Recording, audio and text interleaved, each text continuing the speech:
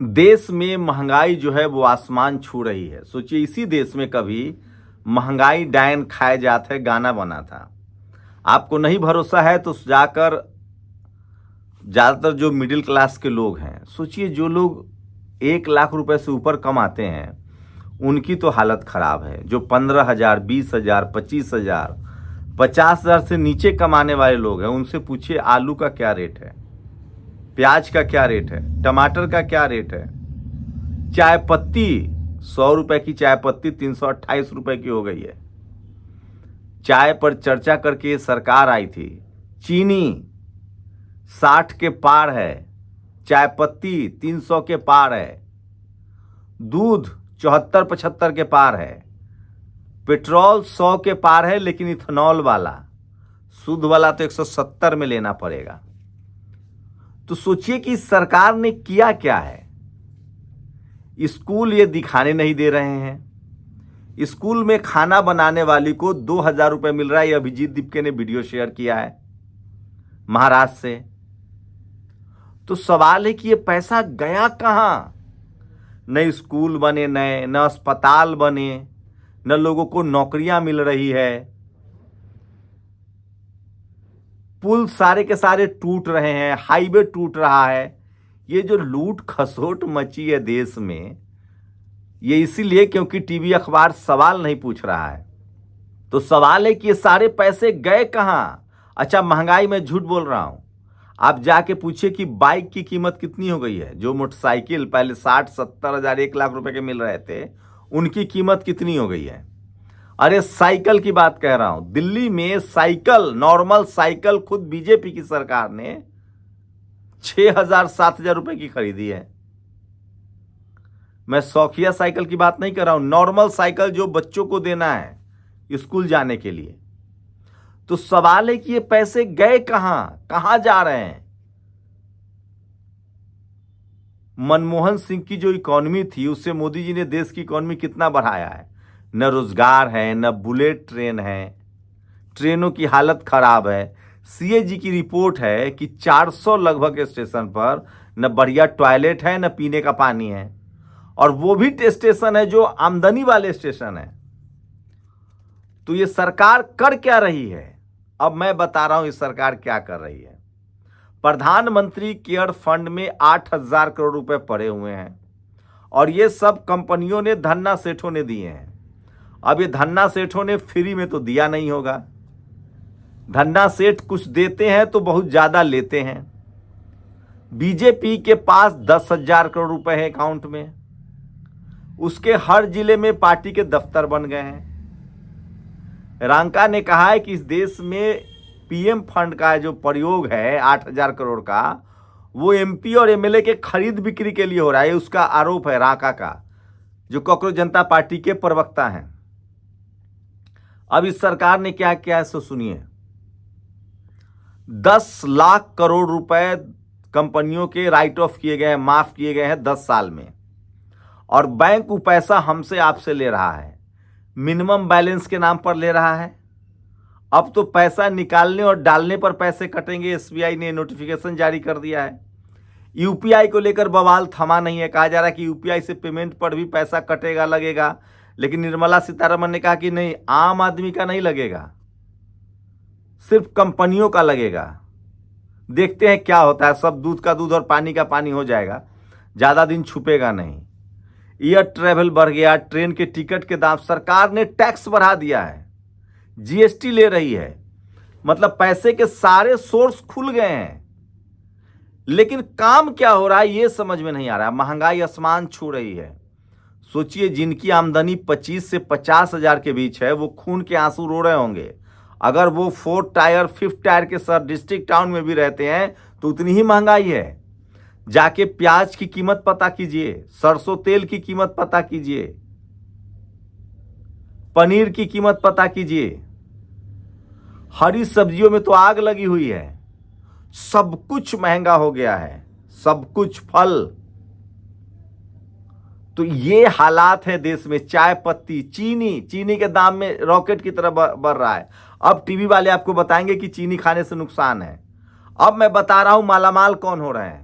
नरेंद्र मोदी की सरकार ने 6,000 करोड़ रुपए ऐड पर खर्च किए हैं। ये जो आप train, banner, poster, petrol pump और टीवी अखबार में जो दिन भर सरकार की गुणगान सुनते हैं, वो सिर्फ आपके हमारे टैक्स के पैसे से 6,000 करोड़ रुपए गए हैं। प्लस विदेश दौरा पर खर्च हुआ है, जमकर विदेश दौरा पर खर्च हुआ है। और यहां तक कि सुधीर चौधरी जैसे एंकर को 1 करोड़ रुपए से ज्यादा महीने का मिल रहा है, ये भी पब्लिक डोमेन में है। दूसरा, योगी आदित्यनाथ सोचिए, उन्होंने 6,800 करोड़ रुपए खर्च किए हैं चेहरा चमकाने पर, अखबारों में विज्ञापन पर, एडवर्टीजमेंट पर, बैनर, पोस्टर्स, होर्डिंग्स पर। सोचिए कि 6,800 करोड़ में कितने स्कूल बन सकते हैं। आज अगर स्कूल, अरे योगी जी लंबा मुख्यमंत्री रहे, 50 साल रहे, क्या दिक्कत है? बस शर्त इतनी है कि आप स्कूल बनवाइए, अस्पताल बनवाइए, बच्चों को पढ़ाई लिखाई तो कीजिए। अब यूपी सरकार ने बैन कर दिया है कि स्कूलों में कोई यूट्यूबर जाके वीडियो नहीं बनाएगा। महंगाई कैसे रोक लीजिएगा? आग लगी हुई है, आग। चाय पत्ती की कीमत पता कीजिए कि आज कितनी है, चीनी की कीमत पता कीजिए, प्याज की कीमत पता कीजिए, आटा की कीमत पता कीजिए, चावल की कीमत पता कीजिए। कोई भी चावल 50 रुपए केजी से कम नहीं है। मेरी चिंता उन लोगों के बारे में है जो 10,000, 15,000, 25,000 और 50,000 तक में गुजारा करते हैं। और इस देश की बहुसंख्यक आबादी जो है वो इतने ही में गुजारा करती है। तो महंगाई पर कोई डिबेट नहीं, स्कूल अस्पताल पर कोई डिबेट नहीं, तो आखिर पैसा जा कहां रहा है? सरकार ने किया क्या है? टीवी अखबार को मैंने बता दिया, बीजेपी शासित राज्य दिल खोलकर टीवी अखबार पर खर्च कर रहे हैं और सोशल मीडिया को कंट्रोल करने की कोशिश कर रहे हैं, क्योंकि ये सारी खबरें वहां से आ रही है। महंगाई दर बढ़ा है, अखिलेश यादव ने 3 दिन पहले कहा था। सोचिए, हाईवे टूट रहे हैं, एक्सप्रेसवे टूट रहे हैं, शहरों में जल जमाव हो रहा है। तो ये हालात हैं और हम विश्वगुरु बन गए। दरअसल आरएसएस ने पूरे सिस्टम पर कब्जा कर लिया है। स्कूल, कॉलेज पर, यूनिवर्सिटी पर, विश्वविद्यालय जो पहले से बने हुए थे, उन सब पर आरएसएस का कब्जा है और चुनाव हारने की इनको टेंशन नहीं है। आज फिर उत्तराखंड में एसआईआर को लेकर कांग्रेस वाले धरने पर बैठ गए। मुझे लगता है कि ये एसआईआर से ज़्यादा जरूरी है कि जो विपक्षी दल है वो कम से कम महंगाई को लेकर चर्चा करे। आग लगी हुई है, आग। प्याज की कीमत में आग लगी हुई है, आलू की कीमत में आग लगी हुई है, लहसुन की कीमत में आग लगी हुई है, हरी मिर्च की कीमत में आग लगी हुई है, हरी सब्जियों में आग लगी हुई है। इतनी महंगाई कभी नहीं थी आज से पहले। नहीं भरोसा है तो आप मार्केट में जाके तो देखिए। और उस पर से गनीमत की एक गारंटी नहीं है कि जो आप पनीर ले रहे हैं वो ओरिजिनल है, जो आप हल्दी ले रहे हैं वो ओरिजिनल है। हल्दी में चावल पीस के डाला जा रहा है। जो आप मिर्च ले रहे हैं वो ओरिजिनल है, क्या पता मिर्च में ईंट पीस के डाल दिया गया हो। दूध को लेकर लगातार खबरें आ रही हैं। महाराष्ट्र में आपने देखा, मुंडे साहब ने कई सारे स्टोर को क्लोज किया है। देश भर में नकली घी, नकली पनीर की बाढ़ आई हुई है। पता नहीं एफएसएसआई क्या कर रहा है। तो महंगाई सवाब पर है, चरम पर है। इस सरकार से कोई सवाल पूछने वाला नहीं है। विपक्ष के नेता घरों में बैठे हैं। स्कूल, अस्पताल पर सवाल पूछिए तो आप पर एफआईआर हो जाएगा। आपको वीडियो बनाना नहीं है। तो जो सरकार कहे वो सही। आप टीवी अखबार बस देखिए और उसकी बात को मानिए। तरीका एक ही है कि टीवी अखबार देखना बंद कीजिए। वो इस देश की जनता को बरगला रहा है, एग्जैक्टली बरगला रहा है।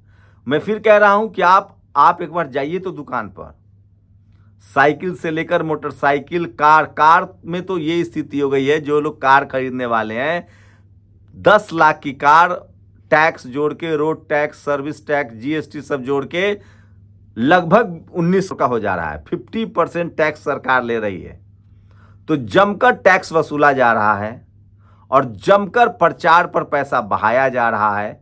देश की अर्थव्यवस्था चौपट हो रही है और टीवी अखबार सवाल पूछने के लिए तैयार नहीं है।